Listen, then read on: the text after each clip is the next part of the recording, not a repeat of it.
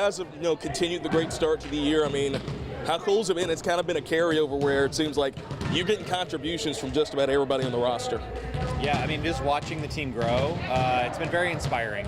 And we're watching young players, and I mean, that's my whole team's sophomores. And every day you never know who's going to step up. And a lot of times that has to do with our opponent and what matchups we have or we think we have an advantage and who's going to get the opportunity that evening. But it's great to really see the depth of this team shine. Sarah has been one of the constants of this program ever since you came back and taken over. What has she meant not just to the program, just everything surrounding it too?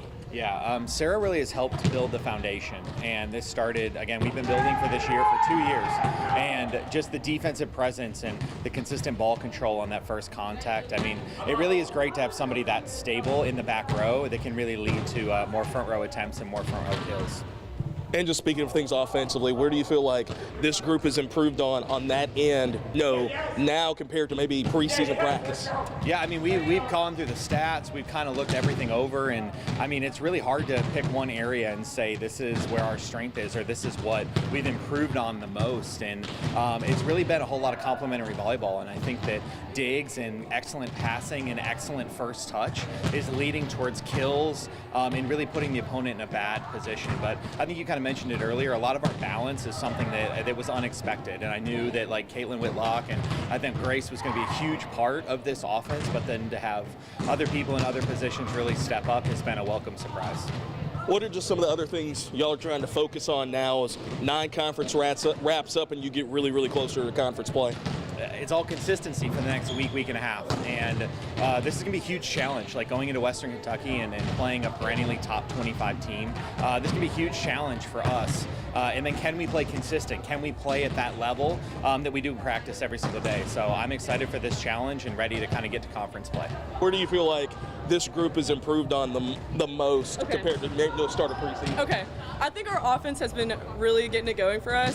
We put a lot of emphasis on that in practice and being able to manage our shots and take good rips out of system and in system, so our offense has really improved. Defensively, just what's just kind of been the strength of this squad on that end of the floor?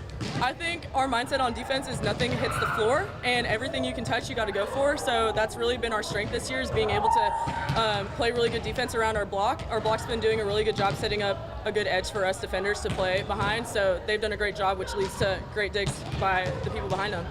Speaking of digs, you're top 20 in the country in digs. Just what has just been some of your strengths? Like, how have you just been able to kind of have a knack for so many years to have so much success in digs?